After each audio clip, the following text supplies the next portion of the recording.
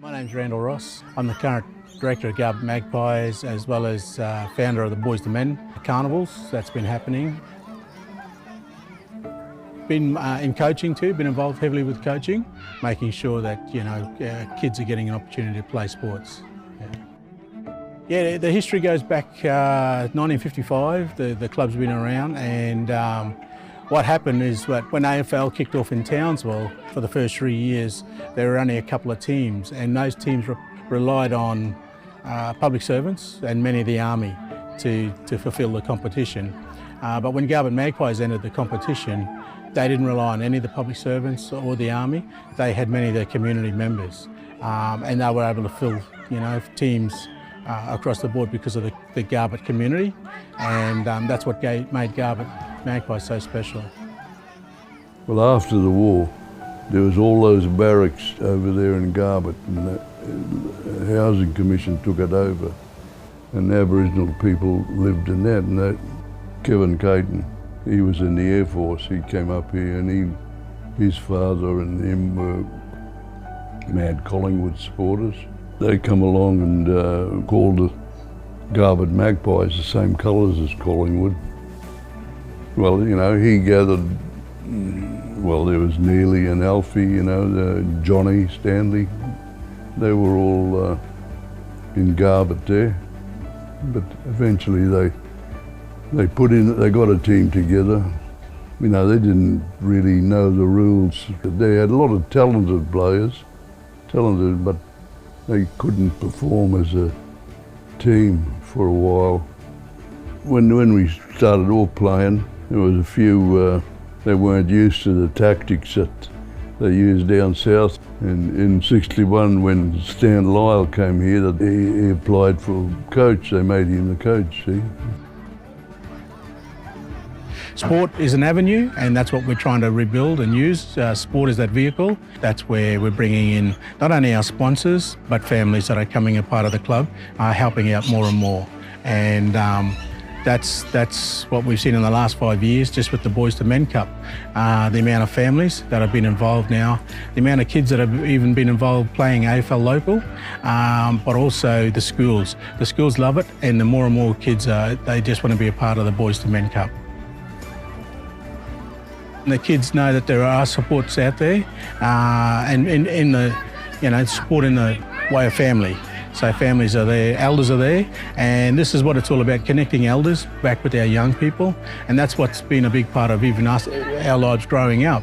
There's always been a lot of elders involved, and that's what we're trying to install from that old days, is keeping elders involved with the club. But this has got to keep going. I'm getting a bit passionate about it, because when I get passionate about something, I start opening my mouth more, and there's a lot of things I want to see charged on from this year, and there's a couple of things that we've got to make better. But how can you make something better when you see a kid smile? If these kids can go on, doesn't matter what sport they're playing, but if this can help the kids in some way, I'll be very happy, and I'll be back here to do it again. I can't wait to be doing it again. The idea of the elders is to try and keep our children together, take them out of the country and show them cultural activities, show them what it's like to hunt and gather and fish, and also talk about the importance of the land and where they come from, their identity, who they are, and giving them that understanding that they belong to that country and understand where they're coming from. The elders come to our school to inspire kids to come play sports, to come join our club, because we want them to stand up and get active.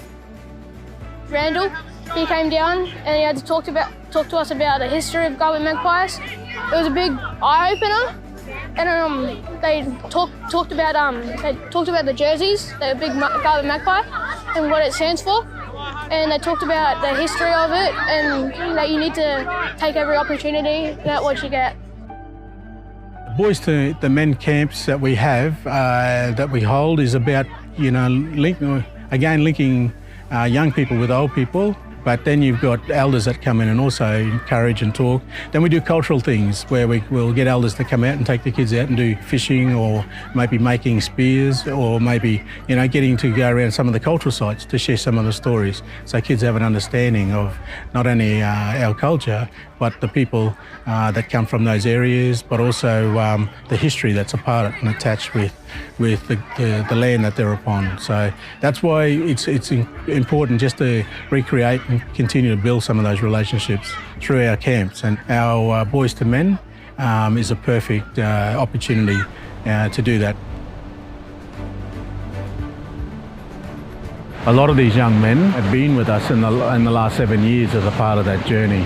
And that's why it's good to see where they are.